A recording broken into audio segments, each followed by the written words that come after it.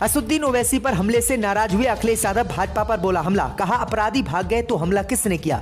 जय दोस्तों, आपको बता दें कि गुरुवार को असदुद्दीन ओवैसी पर उत्तर प्रदेश में हुए हमले से अखिलेश यादव नाराज हो गए हैं और अखिलेश यादव ने गुरुवार को असदुद्दीन ओवैसी पर हुए हमले की निंदा की है। उन्होंने कहा है कि लोकतंत्र में हिंसा नहीं होनी चाहिए। सपा अध्यक्ष ने सवाल किया कि इस घटना के लिए किसे दोष दिया जाए, आखिरकार इसके पीछे क्या कारण था। आगरा पहुंचे अखिलेश यादव ने बीजेपी पर हमला बोलते हुए कहा है कि बीजेपी तो दावा उत्तर प्रदेश में कर रही थी कि राज्य से अपराधी भाग गए हैं। उन्होंने कहा कि अगर अपराधी भागे हैं तो ये हमला किसने किया और आखिरकार इसके पीछे क्या राजनीति थी। इसी के साथ आपको बता दें कि बीजेपी कल जारी कर सकती है अपना संकल्प पत्र। जय दोस्तों, आपको बता दें कि उत्तर प्रदेश विधानसभा चुनाव में 10 फरवरी को 58 सीटों के लिए पहले चरण का मतदान होना है।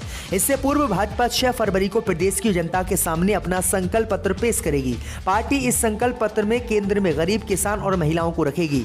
इसके अलावा नए रोजगार सृजन पर भी भाजपा फोकस देगी। पार्टी बिजली, खासतौर से कृषि क्षेत्रों को मिलने वाली बिजली को लेकर भी कोई महत्वपूर्ण वादा कर सकती है। मुख्यमंत्री योगी आदित्यनाथ ने इसका लेकर नामांकन भी शुक्रवार को किया था। इसी के साथ आपको बता दें कि चंद्रशेखर की आजाद समाज पार्टी ने जारी की 13 प्रत्याशियों की नई लिस्ट। जय दोस्तों, आपको बता दें कि भीम आर्मी चीफ चंद्रशेखर आजाद की पार्टी ने 13 विधानसभा सीटों के लिए प्रत्याशियों की घोषणा की है। आजाद समाज पार्टी छठे और 7वें चरण के चुनाव के लिए शुक्रवार को 13 प्रत्याशियों की नई सूची जारी की है। नई लिस्ट में आजमगढ़ जिले में आने वाली विधानसभा की 3 सीटों के लिए भी उम्मीदवारों के नामों की घोषणा की गई है। इसके अलावा चंदौली और संत रविदास नगर क्षेत्र के अंतर्गत आने वाली विधानसभा की 2-2 सीटों के लिए भी प्रत्याशी तय कर दिए गए हैं। बता दें कि विधानसभा की जिन 13 सीटों के लिए उम्मीदवारों का ऐलान किया गया है उनमें से 3 सीटें आरक्षित श्रेणी में आती हैं। इसी के साथ आपको बताइए दोस्तों कि 6 फरवरी के बाद उत्तर प्रदेश में खुलेंगे स्कूल कॉलेज, योगी ने किया ऐलान। जय दोस्तों, आपको बता दें कि देश में कोरोना की रफ्तार धीमी पड़ रही है। रोजाना नए मामलों की संख्या में गिरावट देखी जा रही है।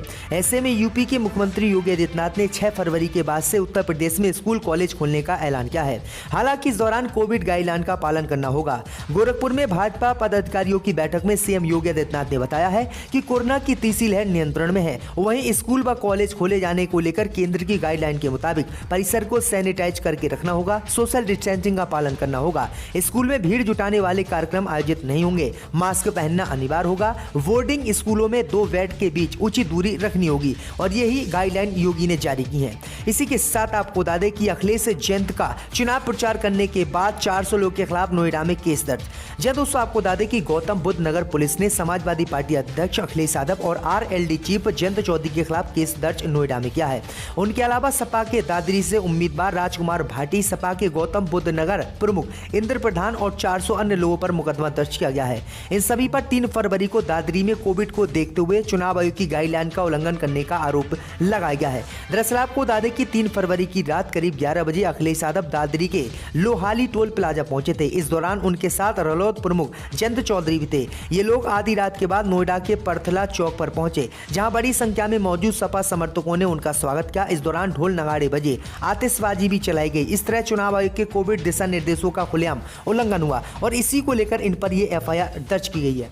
इसी के साथ आपको बताएं दोस्तों कि शामली पहुंचे राकेश टिकैत ने गौरव और सचिन को लेकर कहीं बड़ी बात।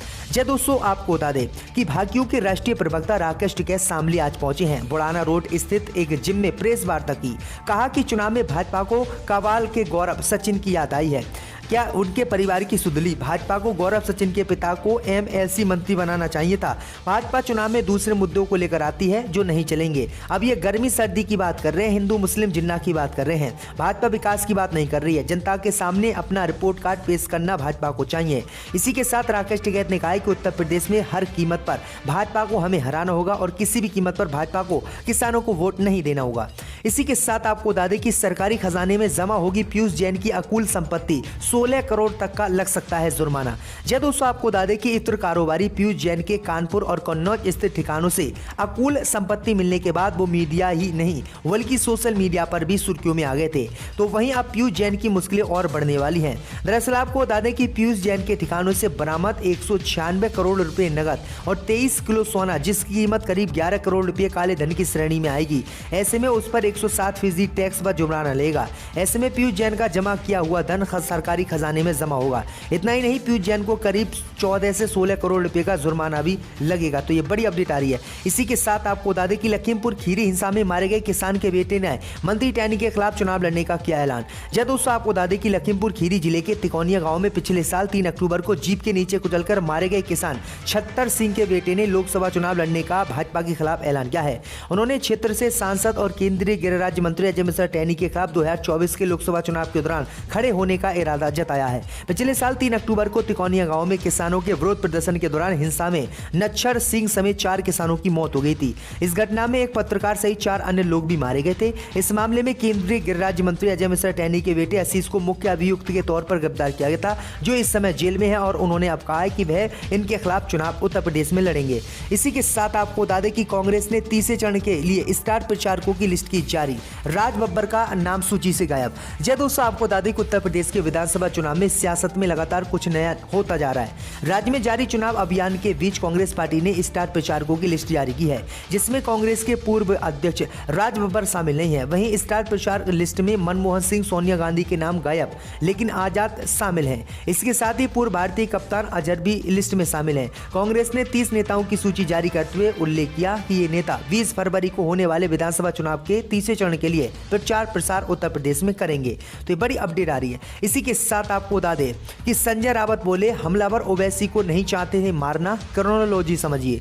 जय दोस्तों आपको बता दें कि शिवसेना के सीनियर नेता संजय रावत ने आज तक से विशेष बातचीत की और कहा कि असदुद्दीन ओवैसी पर हमला करने वाले उन्हें ना तो मारना चाहते थे और ना ही उनका खून निकालना चाहते थे। हमलावर किसी एक समुदाय को संदेश देना चाहते थे। उन्होंने कहा कि यूपी में मुस्लिम वोटर ओवैसी के साथ नहीं है, जिससे बीजेपी को नुकसान होगा। उन्होंने कहा कि ओवैसी पर हमले के आरोपी कौन है ये देखना चाहिए। रावत ने कहा कि यूपी के मुख्यमंत्री योगी आदित्यनाथ को लेकर मेरे मन में इज्जत है, लेकिन बीजेपी को लेकर असंतोष है। उन्होंने कहा कि योगी की सरकार यूपी से जा रही है। उन्होंने कहा कि अगर किसी तरह की कोई बेईमानी नहीं हुई तो योगी सरकार जाएगी। उन्होंने बिहार का उदाहरण देते हुए कहा कि बिहार विधानसभा चुनाव में बेईमानी कर आखिरी समय में गोलमोल हुआ था और फिर इन्होंने बेईमानी करके बिहार में सरकार बना ली।